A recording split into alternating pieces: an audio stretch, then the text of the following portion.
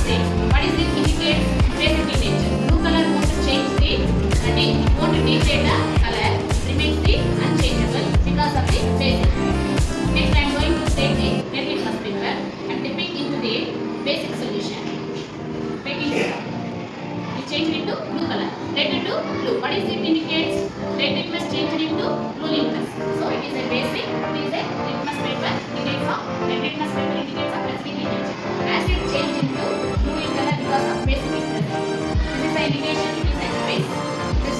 Next third consists of curd or buttermilk. Anything you want to take it. So red litmus paper is indication of acid and dipping into the buttermilk or the curd.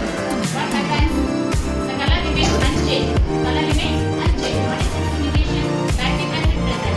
Acid is present in the curd. The red litmus paper also is acidic in nature. So if I put acid into the acid, what happens? Won't change the color. It remains unchanged because of the acid. Same thing. I'm using the litmus paper basic solution. Dipping into the acid solution.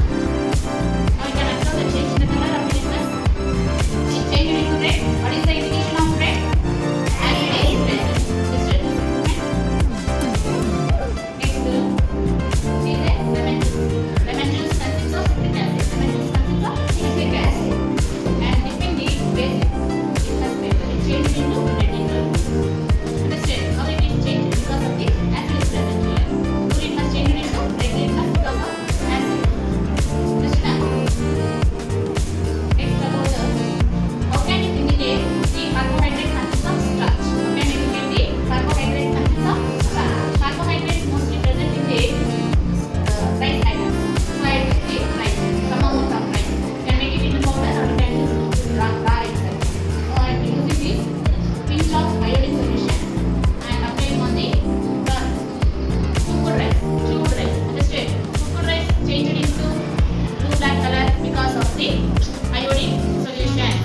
Because of starch. Present in the carbohydrate. So that's why it changed into blue black color.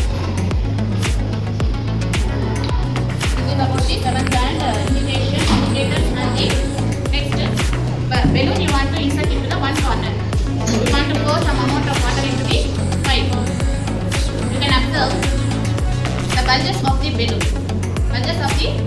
What is this indication? Bulges of the balloon because of the pressure. Pressure exerted by the liquid. So water level, if you are pouring more water into the pipe, that much bulges of the increase of the balloon shape.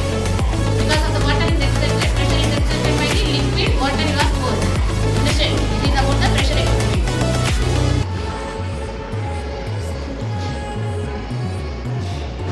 Next about the Bion's force. Crushed paper you want to take. What is this paper? It is a wet or dry paper. So touch it and insert into the tumbler. Mix it well and dip into the water contained bucket. And let it turn.